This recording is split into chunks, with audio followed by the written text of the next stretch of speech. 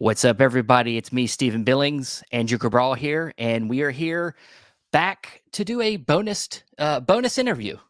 So, we figured we would. There's some interesting news last week from Fun City Editions, and we thought this was a great opportunity to get the man himself to come on and talk about the them recent announcements, and also talk about the year in review of Fun City Editions from 2022. So, let's bring in the man, Jonathan Hertzberg. Hey, what's up, Steven and Andrew? Thanks for having me back. Oh, of course, man. We enjoyed the last time we had you on, probably right around this time last year. Was it that long ago? Yeah, man. It goes by quick. Fast.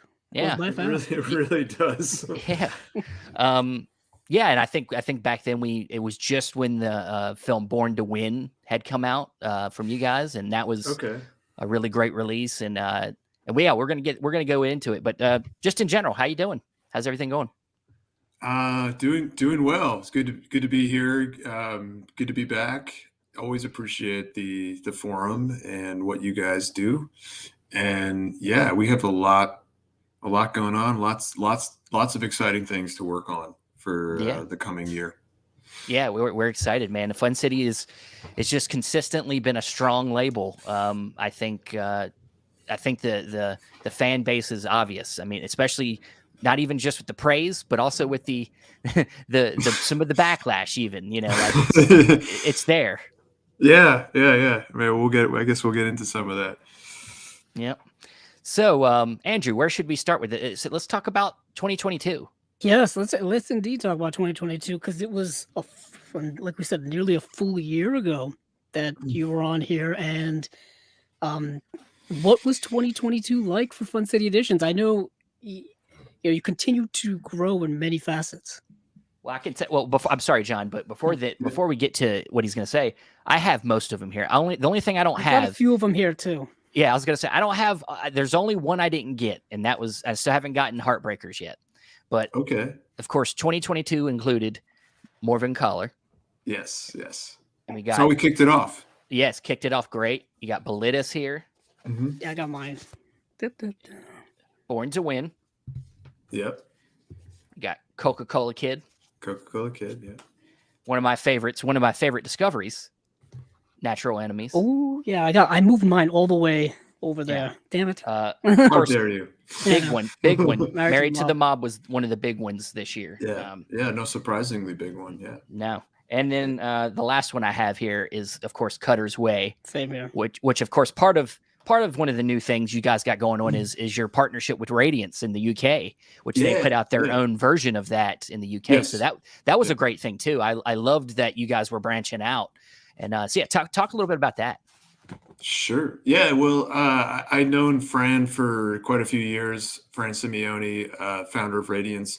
He was a long time with Arrow, and I knew him for going years back. And when he launched Radiance, he approached me and just said, he was into seeing how we could partner up, and he's a very creative thinker. So he wanted to try to, do a little Fun City UK. I had it was not in my crystal ball or in my plans per se. So we're still seeing how it works out, but yeah, very, very cool to see. I mean, obviously Radiance he's got his own thing, and there's a lot of similarity, I feel like there's a lot of synergy between the kind of things that Fran is looking at and Fran's, it's sort of his kind of the way he approaches things and the way we do in terms of trying to look for, let's say, like holes in the market or just places where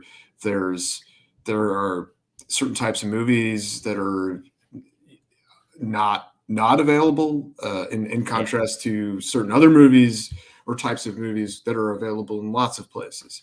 So even if Fran and I are not doing exactly the same thing, there's a similar approach there in terms of trying to fill a niche that hasn't maybe been served as much. Yeah. And so, yeah, it was awesome to team up with him, and really that's all, that's his vision.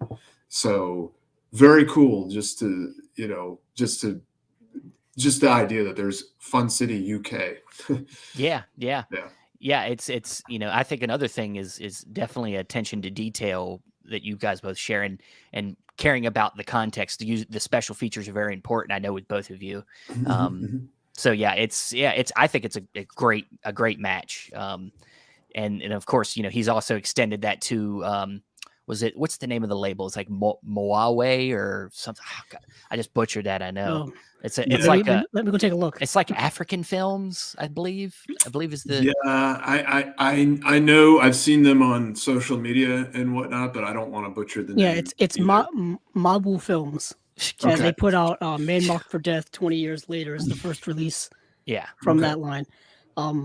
Yeah, Stephen, Yeah. we covered it when it was announced. I actually got to see it, the movie, and it's a Okay. documentary.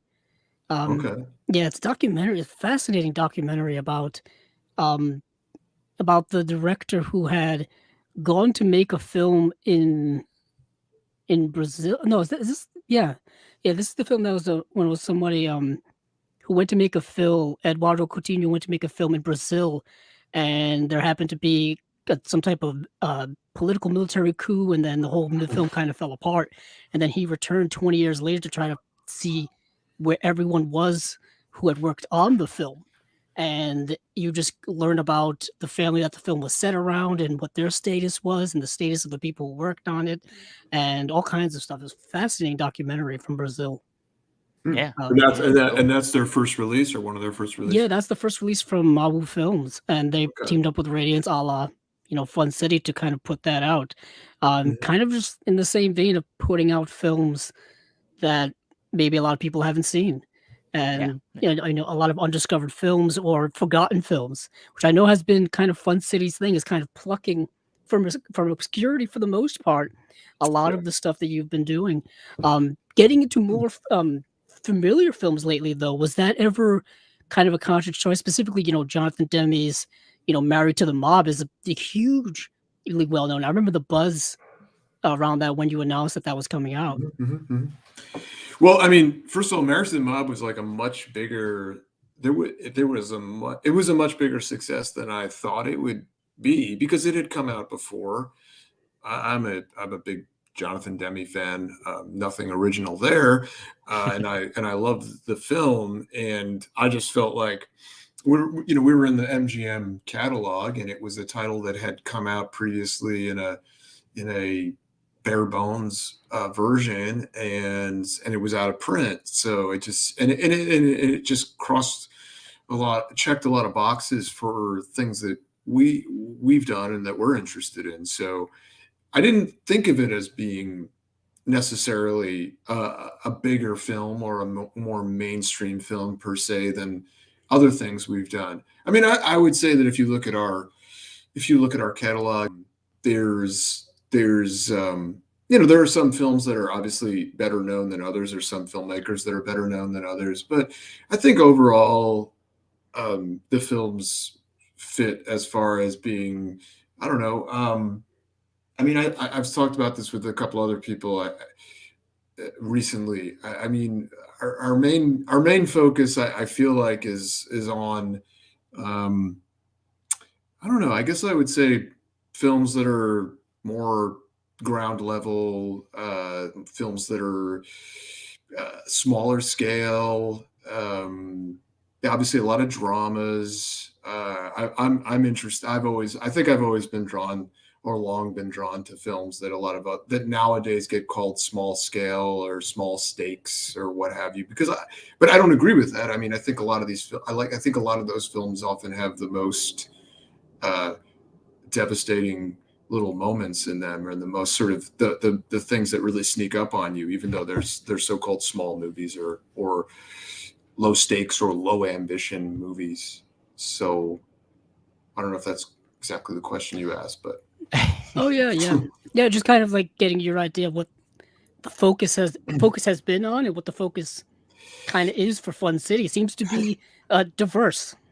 it is diverse. I mean, I sometimes, I mean, I do. We talk. It's something we talk about. I talk about with other folks like you guys and with friends, and I think overall, um, similar. I just read an interview with Fran actually from Radiance where he was talking about sort of trying to target some types of films and film things that were not really being targeted, or things that were just sort of being missed. And I think we're doing a similar thing. I think it's not like really, but I will say that it's not super calculated. I mean, at the end of the day, it really comes down to things that I have responded to for many years, long before Fun City existed. And it's just like types of movies that I like to revisit. And it just so happens that a lot of those films weren't really being addressed maybe so much by other labels. So it's not been calculated, and it's still sort of hard to pin down. But I think people who know us at this point, or who, they get it. They get it. There's certain people that kind of, it's so funny. Like sometimes I just get suggestions in social media or on forums and things. They're like, why don't you think about this movie or that movie? And, sometimes it's not stuff that I've thought about, or it's stuff that I think, nah, not for us. But oftentimes they're like, they are right on. And so, they are suggesting things that either we're working on or that, we've thought about. So there's definitely people that sort of seem to have, even though we're sort of hard to pin down, there's people that have kind of gotten, it's kind of it's not a totally definable thing that we've been doing. But I would say overall, it just seems to be things that maybe other labels had deemed not commercially viable, or not, that didn't really fit, that weren't really safe bets for physical. So so I'm happy to fill the space. Yeah, and I think it's important, and this is like just in general. I think even with our own ideas, you can't be married. You can't be married to all your ideas all the time. What you intended with Fun City to begin, doesn't necessarily mean that that's what it has to be now. You know what I mean? Like your vision of it to start might have been certain things, but then as you have gone on, you've wanted to get into other things. And like, it's just like when we talk to the Indicator guys, they get a lot of backlash too about some of their recent titles being a little bit outside of what people are used to seeing. And they like the sex comedies, the Stanley Long 3 sex comedy films that they put out last year. They got a lot of crap for that one because they were like, this isn't an Indicator title. And it's like, why can't it be? Like, but what is, there's no real definition of like, what's an Indicator title? What's a Fun City title, in quotes? I'm using air quotes for people who are listening.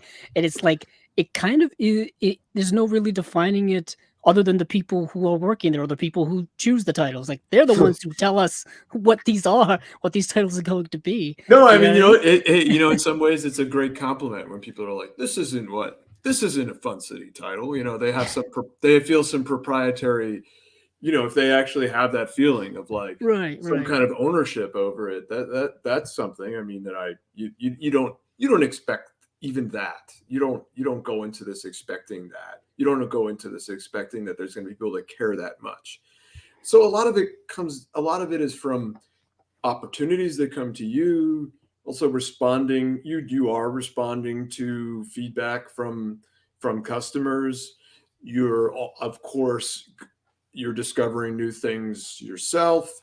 And it's constantly evolving, for sure. Yeah. And so I didn't know, honestly, this is not a lie. I didn't know beyond the first 5 titles that we had. I didn't know if Fun City was going to be a thing that lasted beyond that. I didn't have a grand plan of titles going out for like a year or two. It's no joke. I mean, it was really like the first thing that we had was like 5 titles that were from the MGM catalog, and I just didn't really know how it was going to do. So it was really kind of let's wait and see kind of thing. Yeah, it's not like your buddies, the Canadian International Pictures guys that have this archive from in Canada. That's just, and that's their focus. It's Canadian films, and they have this just stockpile of things to choose from. You're looking at this particular area and time and type of film. Small. I would say even I think one of the things you guys do really well is films that are very much character study films. Mhm. Small, looking at real people, Mhm. going through real problems. Right. And that's what I love about. I think that I connect most with the line of Fun City Edition so far, is that most of the films seem to connect with real people. They're like all real people, stories about real people. And Yeah. I love that. Yeah, no, I'm glad you. It's really good to hear that. You hear you sort of break it down that way, for sure. I mean, that's what I was talking about before. As far as just a lot of movies that are kind of that are ground level, street level, very approachable. They feel like they could be about you or people Yeah. Yeah, they're obviously the furthest thing from comic book movies, and which is not to say I don't enjoy some of those or once in a while, but yeah, I mean, honestly, everything I've been doing for the most part with everything that we've done at Fun City, on it, in the simplest terms, it's really just sort of following things that I have a feeling for, that I like, that feel right. There's Yeah. nothing like, there's not a grand, there's not like, oh, I'm going to go totally outside of the box here and do something that I don't really believe in, but it's good. It'll be good for business or something like that. It's mostly just, I mean, honestly, it's really just going by instinct at this. I really did not have as I've said, like a master blueprint, and everything that's happened, all the response has been, for the most part, the most pleasant surprise, really. I mean, I'm not being falsely,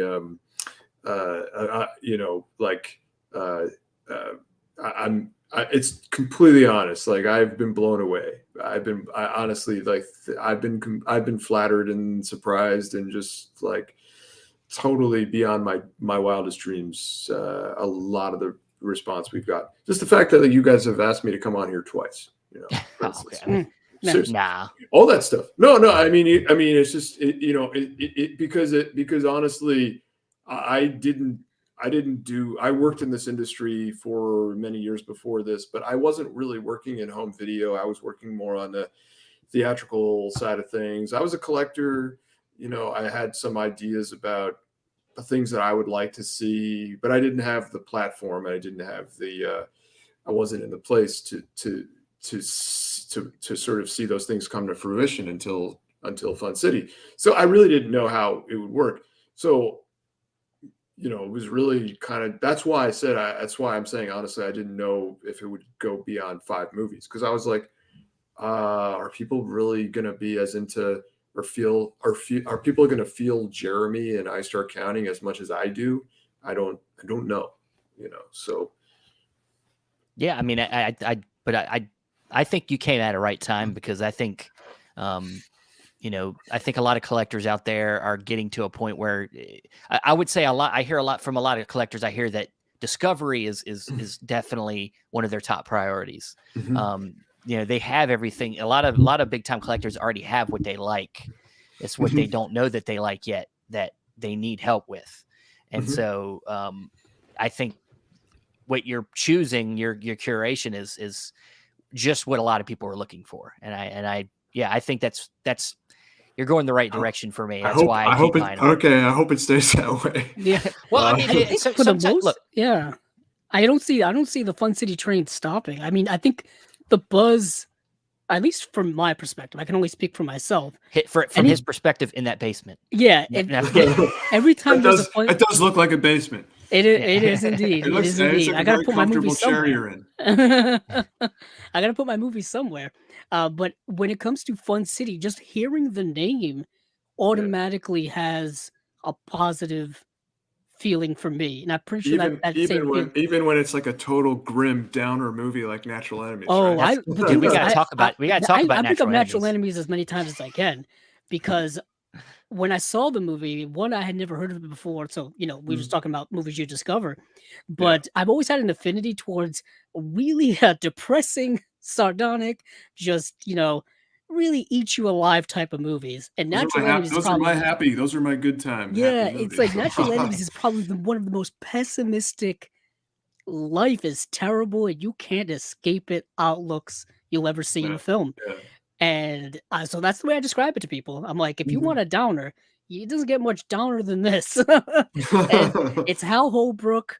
And it's just like, what an incredibly just dour film. And it came out in an era by, I believe, the late 70s, which a Yeah. lot of the films back then were like these dark, gritty films. So it was in Yeah. the proper Yeah. era. No, And totally, it was. Yeah. and It thing was is, just it was independently made. That was that was maybe the difference. yeah, and I believe, yeah, and it was. And life hasn't gotten that much more optimistic since that era of culture and life.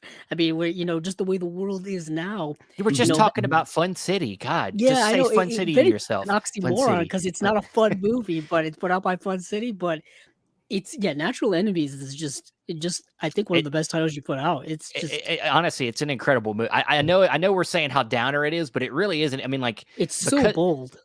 yeah, how bold it is, how edgy it is. Yeah. Like you're like Jesus Christ, they're really going there. Like the scene where he like Don't give it away, Steven. daydreams about going into the room and shooting his whole family. Like Oh, that's geez, Steven, give like it away. Jesus Well, Christ. I mean, Like that does play into the It's in the premise. it's in a trailer too. So Yeah, it's it not, also yeah, gives that's not ruining. It's not like this is the the plot of the film. no, we But Sixth put this Sense in or the something. this is in the synopsis on the back of the yeah, cover. I And was just yeah. gonna say it does Yeah. say literally that, but Uh, it's more of the journey that Hal Holbrook's character Yeah.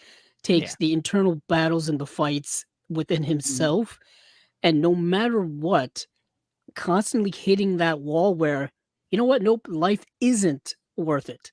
You know what I mean? Just everywhere you turn, you just hit something, and it's just unbelievable how he gets to that conclusion. And I find it so contemporary in that idea because we do see a lot of people who, they don't do specifically what Hal Holbrook does, but they have that negative, pessimistic outlook on life, and it just Sure, drags them sure. down. Oh yeah, And yeah, yeah. it's just incredibly Well, I think contemporary. it's much more. I was very young when this movie came out, so I can't really speak to that time specifically. But I feel like all of these things are much more out in the open now in terms of like the you say the negativity, especially with social media. It's sort of like almost like it almost encourages the most negative and pessimistic and sort of hateful and just angry kind of outbursts and expression out, which at that time obviously you didn't have Twitter and you didn't have all the other uh, online outlets for people to do that. So yeah, um, God, let's try to bring this Yeah, conversation bring it back back to up. something Hey, positive look, I here. got you right here. I got you. One of the other ones I really loved, Coca-Cola Kid. Now, Yeah. I'm a Pepsi. I work for Pepsi, so first off, Oh, you offended me right away. but didn't you Uh, like that scene where the guy's wearing a Pepsi shirt in the movie and yeah, Eric yeah. Roberts is like, why is that guy wearing, he's like, is he just trying to screw with me? Is he messing with me wearing the Well, Pepsi what it shirt? does is it gives me a lot of ammo for the Coke people that I run into all the time. So I was like, I Uh, know Oh, about that. I know do about it. you like cross paths on the battlefield? Like you're It's not out like there that. and Honestly, honestly, the Coke guy's my best friend out there. okay. yeah. We're always working next to each other. So it's like, yeah. Do you guys probably, maybe you have some like company softball matches or something like that, Dude, right? I would win because I played baseball. I would Talk about win. win. But no, I really enjoyed that film. I thought I thought it was a nice, just like seeing, first of all, seeing Eric Roberts in a starring role is always Mhm, is cool. You don't see mhm, that a mhm. lot. Well, that was his Um, prime. That was his prime yeah, era. Yeah, that was where he was kind of in. He had a run of starring roles, and you know, I guess you could say major films, but all of them are sort of like culty kind of films. yeah, So yeah, hence and hence him not becoming a huge star because none of these films that he starred in were big blockbusters. no, no. But the actress in the film, I'm blanking on her name, but Greta she was Scacchi. God, she is Yeah. amazing and beautiful, beautiful woman in Yeah, that yeah, movie. yeah, Mm, yeah. Um, No, pretty- she is stunning. yeah, Absolutely, but also and like really funny. oh yeah, Like yeah, really, charming. yeah. Like it's just kind of she's kind. There is some sort of throwback to screwball comedies there with her character as the sort of ditzy secretary and Eric Roberts his character. Yeah, it's also got this like fun, like kind of it's almost in a sense got a fish out of waterness to it, but he's not Mhm. like ditzy. He's not like he's not you know what I mean? Like he's like able to handle himself even though he's in another place he's not used to. You know what I mean? Like Yeah. it's a little To different than the normal fish out of water. Sure, I guess, but to an extent. But he's also kind of he Oh, also he's has his wacky. moment. He has a lot of. He's not a. I mean, that's part of why that movie I think was and still remains kind of confusing to people because he's not an easy character to get a handle on. He does a lot of stuff that's kind of either unlikable or sort of or weird, not heroic. And I think a lot of that is also just credit to Eric Roberts and just he has a complicated leading man. I mean, Yeah. he just brings a complexity to the part. He's not an obviously he's not a it's not black and white is what I mean. He brings a lot of gray to it Oh yeah.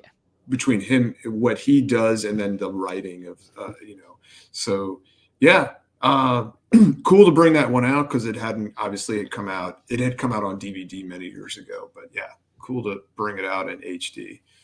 And Yeah, it's a great release. And another one I just actually I was trying to watch it before we talked, but I would say if anything, because I have a 6-month-old, I barely can pay attention to things. But I the one thing I noticed from watching Cutter's Way uh-huh. is just if anything, John Hurt's performance is amazing in that movie. If anything, but I'm gonna get a chance to watch. I still haven't seen the film. I'm gonna say I still haven't You seen the film watched because it, but you really didn't I watch it. didn't because the baby just needs attention. I know. Okay, yeah. No, I mean, but that's a good thing about having you have the movie on Blu-ray.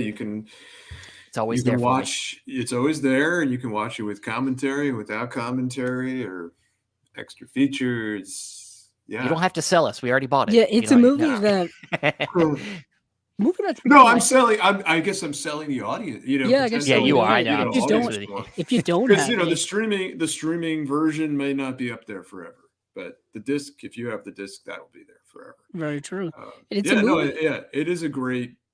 John Hurt didn't get a lot of those opportunities to star in films, feature films. He became more of a character guy, and yeah, Cutter's Way is like one of those from earlier in his career when he was still possibly a leading man. So Yeah, there was a Criterion that just came out that I saw him in. Chili Scenes of Winter. yeah, God, yeah. he's amazing in that too. Love, yeah, I'm a huge fan. Chili Season of Winter is a major favorite of mine, and yes, if it wasn't for Criterion, it would surely be a Fun City release if the opportunity was there. Yeah. Yeah, for those of you listening who haven't seen Cutter's Way, obviously it is available through Fun City Editions. But I guess another selling point of that movie is a very young Jeff Bridges is in the film as well. So I don't know who that guy is. if you want a little more, I guess, Whoever name, that guy is. household name recognition, you get a little Jeff Bridges action. And I can say this: super sexy in this movie. He's at his sexiest. Yeah, as Jeff he was Bridges. he was a very, very handsome individual back Had in the the day. stash Probably to this going. day he is. You know what I Yeah. mean? But also kind of seedy in this movie too. Very much so. He's hot, but he's kind of greasy too. Yeah. He's Very living much. on. I mean, he's living in like a yacht basically because he's supposed to be a yacht salesman. And yeah, I don't think he showers much in this movie. No, I don't think so. I don't think many people do in this movie. Yeah, No.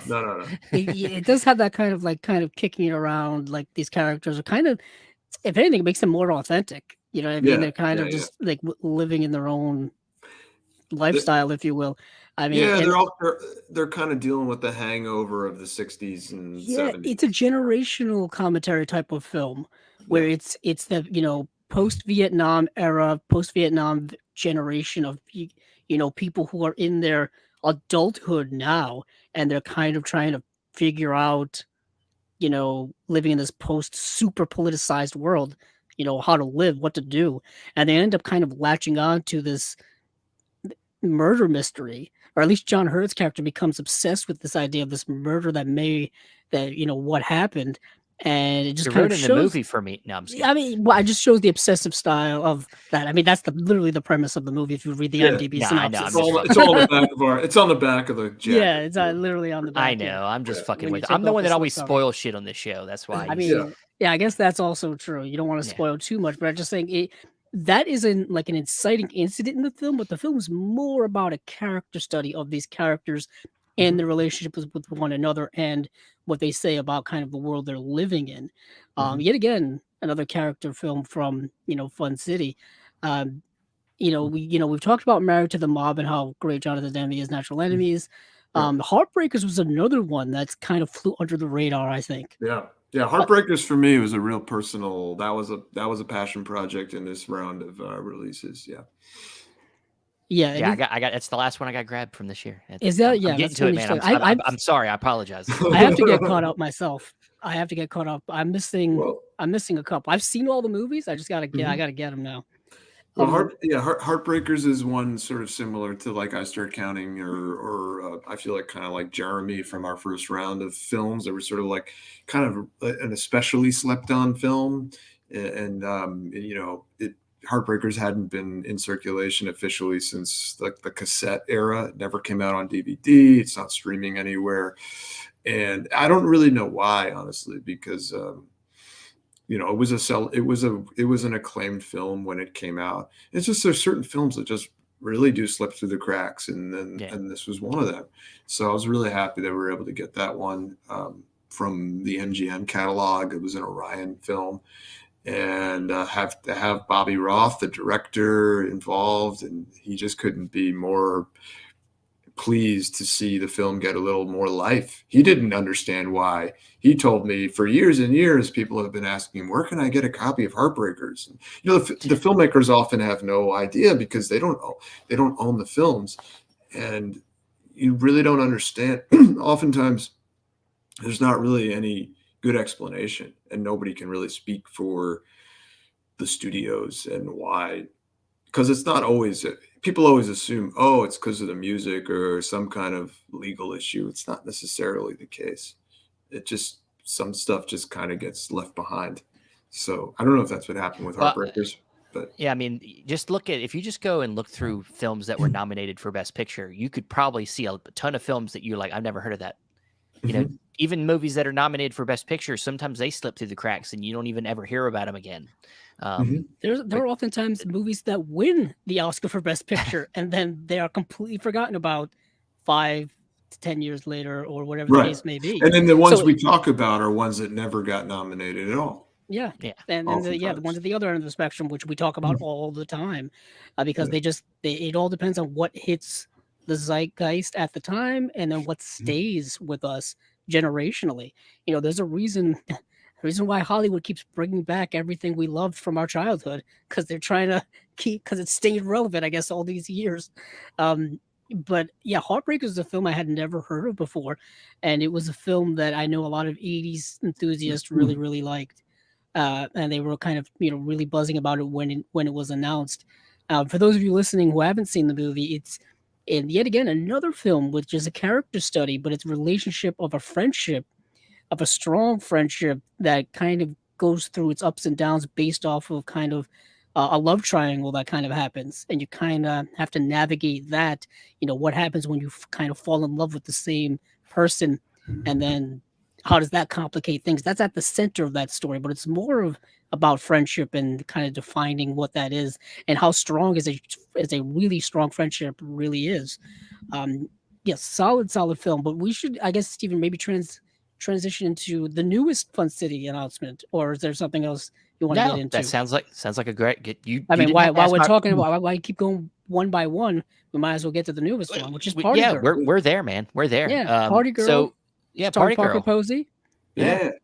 Can you just kind of tell us about how this came about? Was it a movie you were a fan of, or just something like that? Yeah. Well, I mean, Party Girl is a beloved film, and it's Parker Posey is a beloved star. I mean, she's an icon, and it's like a lot of films from that '90s indie boom, have kind of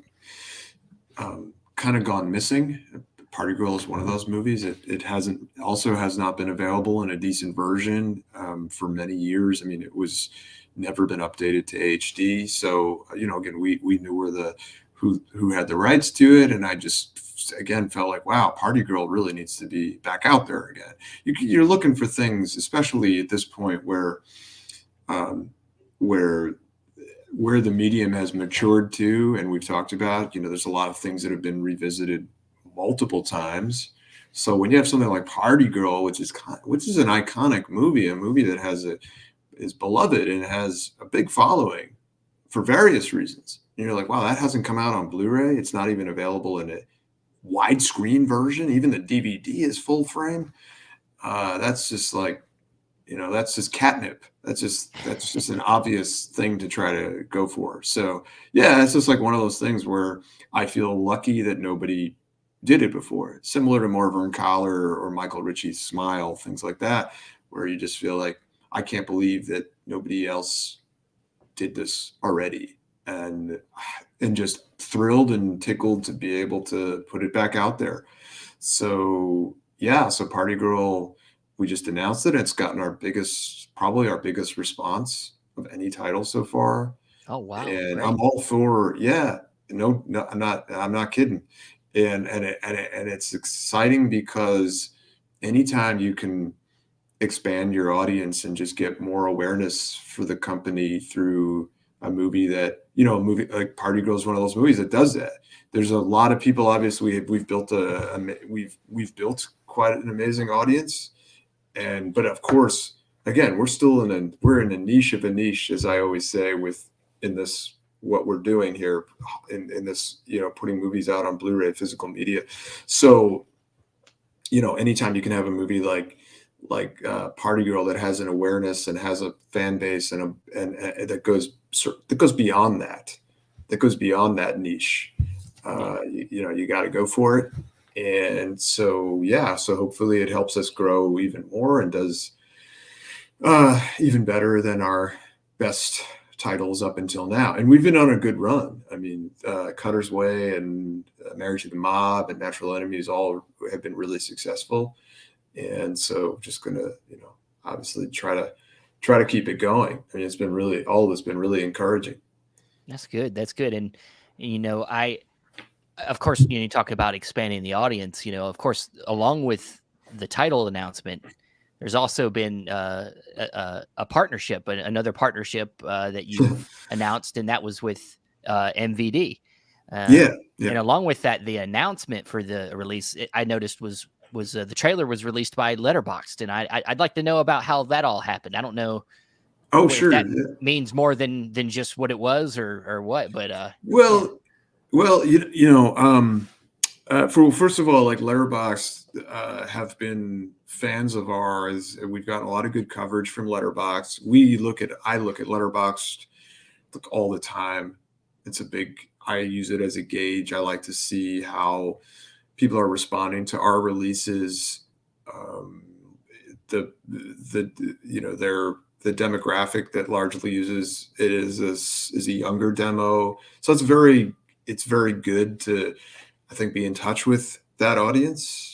And it's been great just to see, especially with a lot of our movies that are very low awareness or low viewership on Letterboxd, especially when things like Heartbreakers, for instance, which are only available essentially officially through our Blu-ray. They're not even streaming anywhere.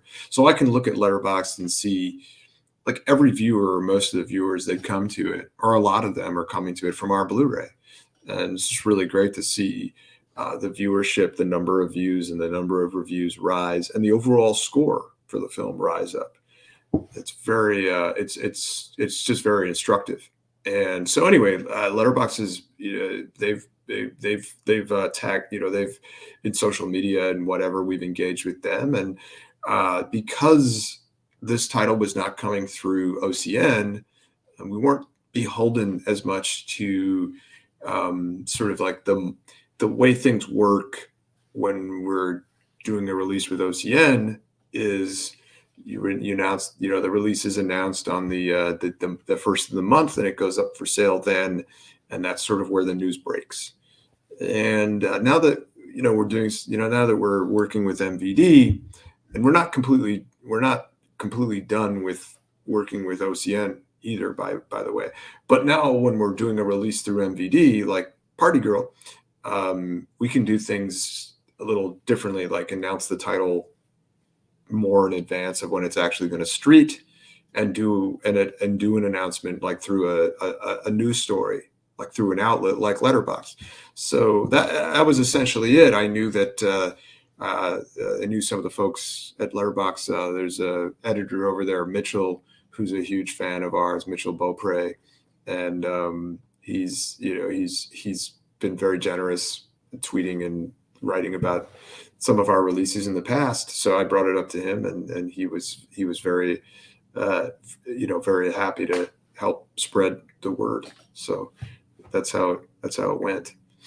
Yeah, that's great. And so I guess, essentially the strategy here is that it's, and not that there's anything wrong with the way Vinegar Syndrome announces their partner labels, but maybe because there's so many of them, sometimes maybe titles get lost in the shuffle.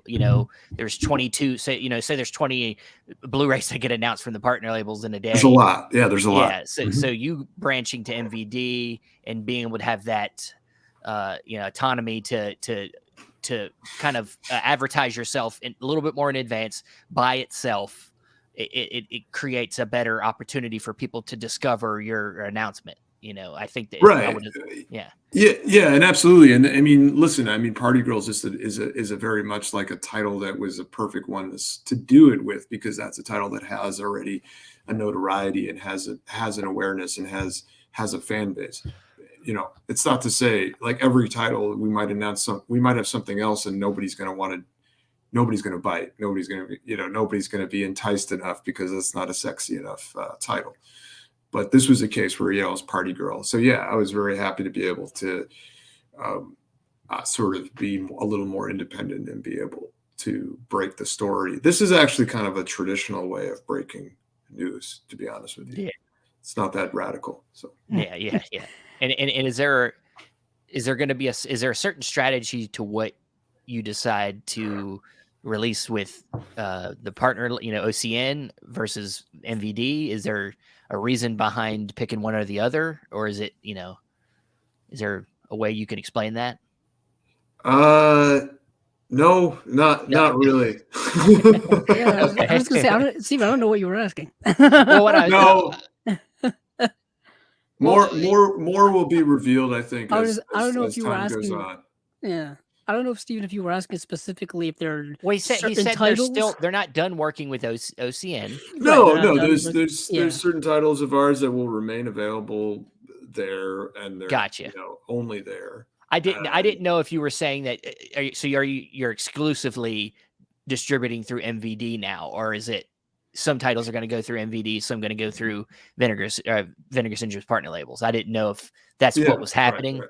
Yeah. Okay. Yeah. So for anybody listening, you can still buy all of the, I guess, current titles that are available through through Vinegar Syndrome's partner labels and OCN and all that stuff. Whereas Party Girl is on MVD's website. Yeah, because I know there was a lot of confusion with a lot of collectors about, because they knew Party Girl dropped, they just didn't know where they could get it because they're so used to. Because they didn't see the Letterboxd story. So essentially, Party Girl is going to be available, really everywhere, if not more places. It's just not going to be available. This one's not going to be on Vinegar Syndrome's site, but it will be available from many other online stores, and hopefully some brick and mortar ones too. We'll see. So I mean, essentially the difference between, or one of the differences between MVD and OCN is and Vinegar Syndrome are a label that branched more into distribution, and MVD is more a distributor first. They have a label, they do some of their own stuff, but they're primarily a distributor, and their focus is more on expanding the wholesale accounts, getting the stuff out to as many other sites and other shops as possible. Not as much direct to consumer. Obviously, with like Vinegar Syndrome, they've obviously really perfected the direct to consumer model, and people go to Vinegar Syndrome specifically to the site to buy the Vinegar Syndrome titles and the partner label titles. And with a more traditional distributor, it's not it's more about like getting the product into as many shops and websites as possible. So I mean, so we'll see how it goes. Hopefully, it means that we end up in more places than we were before. We'll see. Great. So, moving into 2023, past Party Girl, give us a little bit of I mean, obviously not saying what's coming, but if there's maybe any other kind of realms where, any kind of little tease you can give us in the realms of where you're leading this year. Sure. Yeah. Well, we did already reveal that we're going to do a Primetime Panic 2. Yeah, I did see that. Yeah. Yeah. So we'll have another set of 3 more TV movies from that early 80s era. So that's going to be coming. I think possibly that might be the next thing after Party Girl. What else? We've got a lot of other stuff in the pipeline, a lot of exciting things that I think will in some ways surprise people and in some ways say, oh, that's totally what I expect from Fun City. I can't really say too much specifically, but I'm excited, and I'm hoping that a lot of other people will be too when we get there. Fantastic. And should we expect more UK titles coming to Radiant's partner label situation? I can say right now it's just the 3 that have been announced. Hopefully there's more. I think Fran has got a lot on his plate. Yeah. And I think from what I can gather reading his interviews and such, that he's got a lot with just Radiance proper to deal with, and a lot of, and so, so we'll see. Hopefully, yeah. But we have a lot of other irons on the fire here, stateside. So yeah, we'll see. That's all I could say. All right. Well, that sounds good, man. Well, Jonathan, we very much appreciate you joining us again. It's always a pleasure having you. Everybody, listeners out there, please go visit Fun City Editions anywhere. That, like you said, still have previous titles on the Vinegar Syndrome site, but now moving forward, we have MVD is the partner where you can go check out Party Girl and some other things coming soon. And yeah, apparently you need to keep an eye on Letterboxd. They got a lot of news coming for future titles. Don't keep an eye on the Letterboxd. Yeah, but luckily hopefully maybe most of our listeners have a Letterboxd account already. Yeah. Hopefully, yeah. A lot of people didn't know that they actually did any news stories, but now you know. So yeah, follow them on Twitter. They'll post everything there, I'm sure. So yes, absolutely. But of course, like you said, a lot of other outlets. I noticed you were posting links about from Amazon and some other stores that are going to be carrying Party Girl. So our sponsor, Orbit DVD. Absolutely. Diabolic has it. Yeah, it'll be available in plenty of places. I know we have a lot of concern, and I think that if you want to find the title and find it at a price that works for you and shipping that works for you, I'm pretty sure there will be somewhere for you with our titles going forward. Yeah, I don't think there are many options now for all of your collecting needs. So obviously out there, choose the one that's best for you, the one you want to go with. But we're living in a time where these things are accessible now more than anything, which is great. So whether it's Fun City or any of the other titles that you want, there are places to get them. Ask Also, around, ask your other collectors. They'll know. also, we just announced it, so I think a lot of people were concerned. They're like, "Oh, it's only here," and it's just like, well, give it a few days; it'll start to pop up. Give it a few days, a few weeks, and it will start to pop up in other shops. It just literally just got announced. That's how it is with any Blu-ray release. So people get it shouldn't be now. people shouldn't be all what? Well, I mean, I can understand their apprehensions because sometimes things do sell out very quickly. Right.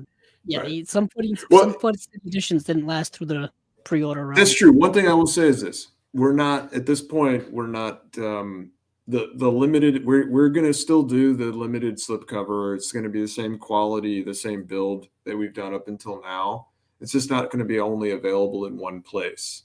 So as we're in the past, for the most part, the limited slipcover was at Vinegar Syndrome. For the titles that we're not doing through OCN, the slipcover edition will be limited, but it'll be available more widely. Yeah, I was just going to ask, will it be the same number of copies, or is that expanding in any way because it's a different outlet? Does that factor into things? No, I mean, it's really honestly, we played around with a lot of different numbers. As you probably, if you look at our site, if you look at the Fun City page at OCN, you'll see certain movies had 2,000 slipcovers, and certain movies had 3,000, and certain movies had 2,500, and certain movies had 1,500. So it's kind of like not an exact science, and I think there was kind of like and it might change from title to title. So I couldn't tell you that it's going to be exactly this number and only this number.